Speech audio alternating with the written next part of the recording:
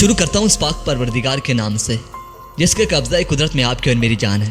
سنتے کانوں دیکھتی آنکھوں کو آپ کے میزبان شیراز کا سلام پہنچے۔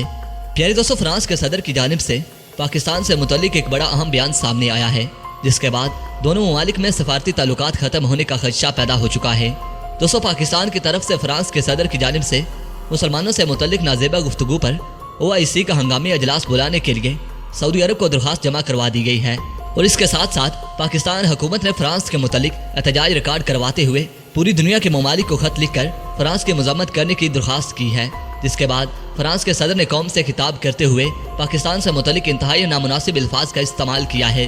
دوستو، اس خبر کی تفصیلات سے آپ کو آگاہ کرنے سے پہلے نئے آنے والے ناظرین سے گزارش ہے کہ پہلے وہ بھی میرے چینل کو سبسکرائب کر لیں اور ساتھ موجود گھنٹی کے بٹن کو بھی پریس کر دیں تاکہ آپ لوگوں کو ہر نئی ویڈیو کا نوٹیفیکیشن بر وقت ملتا رہے۔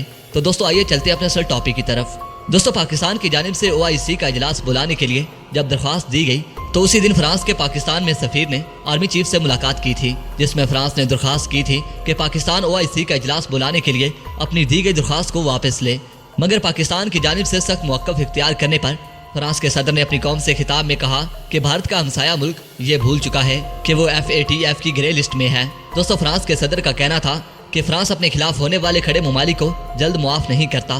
دوستو، فرانس کے صدر کی جانب سے ان الفاظ کے بعد اب ان دونوں ممالک میں تلخیاں زیادہ بڑھنے کے امکانات ظاہر ہو رہے ہیں، جس کا فائدہ یقیناً بھارت اٹھانے کی کوشش کرے گا۔ دوستو، ویڈیو پسند آنے کی صورت میں اس ویڈیو کو لائک کیجیے، دوستوں سے شیئر کیجیے اور کمنٹ سیکشن میں پاک فوج زندہ باد، پاکستان پائندہ باد اور پاک آرمی زندہ باد کا نعرہ ضرور کمنٹ کیجیے گا۔ تو دوستو، اس کے ساتھ ہی فرانس مرد آباد کا نعرہ بھی ضرور کمنٹ کیجیے گا۔ دوستو، اس کے ساتھ ہی اجازت چاہوں گا، اپنا ڈھیر سارا خیال رکھیے اور ہمیشہ نیک دعاؤں میں یاد رکھا کریں۔ اپنے میزبان شیراز کو اجازت دیجیے۔ اللہ نگہبان۔